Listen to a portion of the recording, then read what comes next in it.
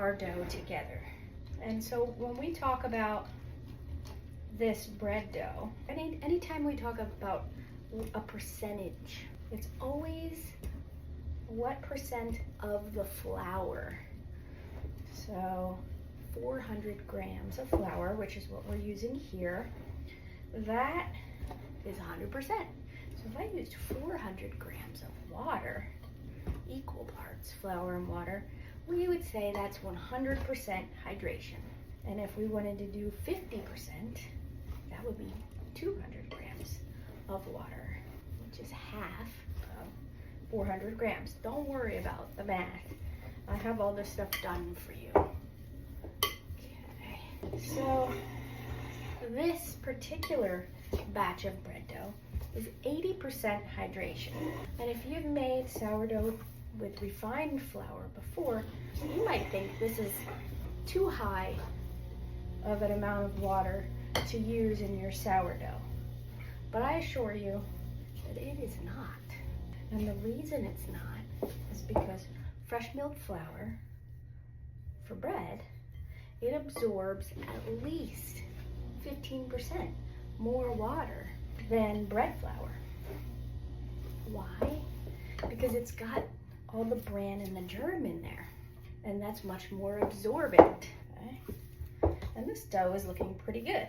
So this dough at 80% would actually be much closer to a dough that would be around 62 to 65% hydration with bread flour. Okay, and this for me is pretty much the low amount of water that I would add to a bread.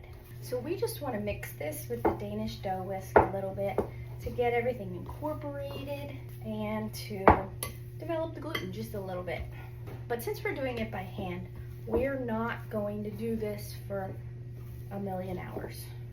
We're just going to mix it just like this, and now we're going to stop.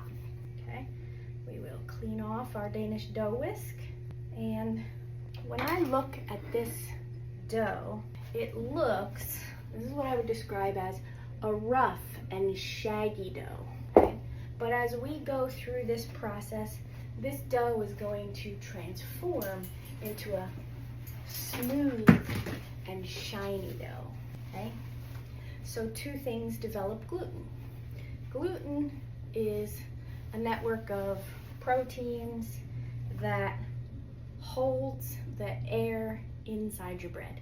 So as the bread starts to ferment and rise, the gluten's gonna hold it in there and keep the bread light and fluffy and strong. Two things will develop gluten: kneading and time. And because we're doing this by hand, we're gonna use time. So we're just going to put a lid on our bowl. If you don't have a lid, you could use a shower cap.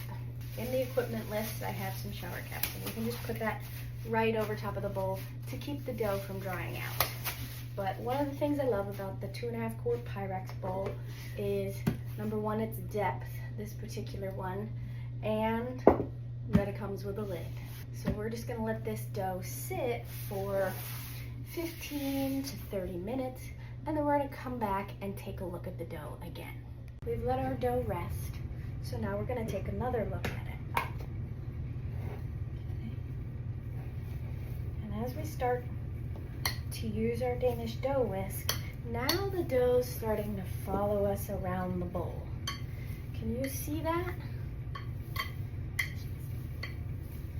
Just after a rest, the dough is starting to look more like a dough, a little smoother, a little less shaggy.